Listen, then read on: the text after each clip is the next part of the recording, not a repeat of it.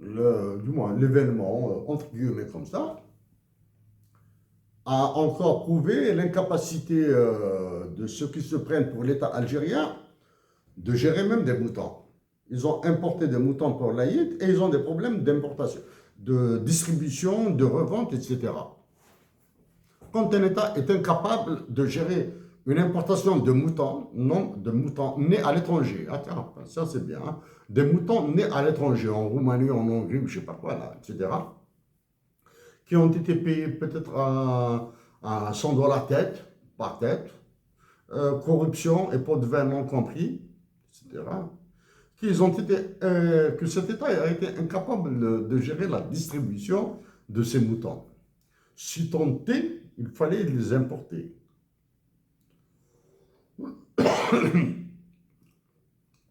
500 000, 500 000 moutons, 1 million de moutons, 200 000 moutons, j'ignore combien. En tout cas, s'ils avaient importé autant de vaccins que de moutons, ça aurait été mieux.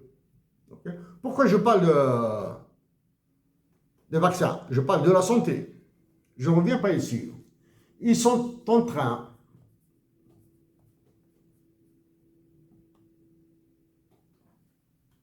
ça, même si c'est daté Sherif Aïssat, Algérie FMI 2018, c'est un travail que j'avais fait légèrement avant. Ils sont en train de démolir le système de la santé pour introduire la tarification à l'acte. Ok? Tarification à l'acte. J'allais le laisser à la fin, mais je préfère le dire maintenant. Regardez sur YouTube, sur Google, lisez toutes les informations qui concernent le Québec. Je dis bien le Québec. C'est en français, donc c'est accessible. Le Québec est frappé d'un syndrome de désastre. Désastre dans la santé, désastre dans l'eau pour les populations québécoises qui sont au pôle Nord. L'eau potable. Donc santé, eau potable, éducation, enseignement supérieur, transport, informatique et assurance automobile, énergie renouvelable et industrie électrique, Northvolt, etc. Actuellement, on ne touche pas à la corruption. On ne dit pas que la corruption. On ne parle pas là de corruption. Ensuite, les histoires de partenariat public-privé. Des Suédois ont désossé le Québec. Des Suédois. Ils leur ont pris beaucoup d'argent. Hein? Northvolt. Et ça, ensuite, la destruction de l'environnement. Des entreprises américaines ont fui leurs déchets ici au Québec, dans la partie sud, quelque part là, hein, en Montérégie, etc., etc.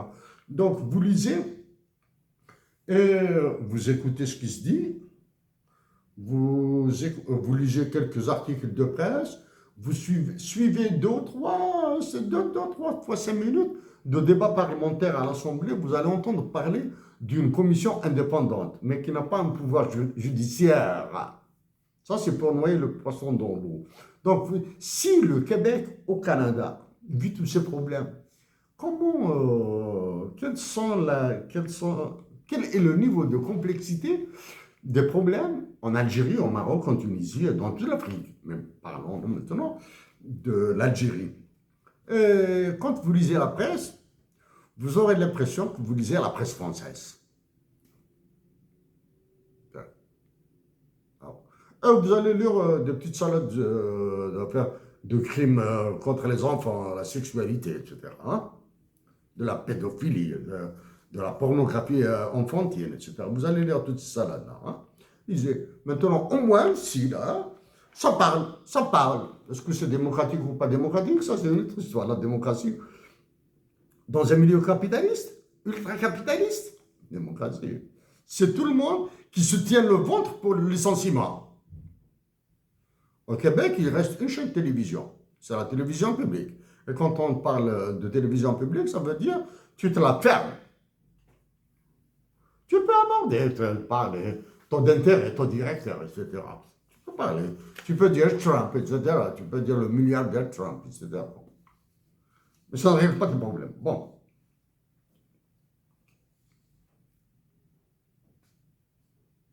Alors, je parlais du 14 juin, l'assassinat de Matou Blounès, et 29 juin 92, ce qui est possible.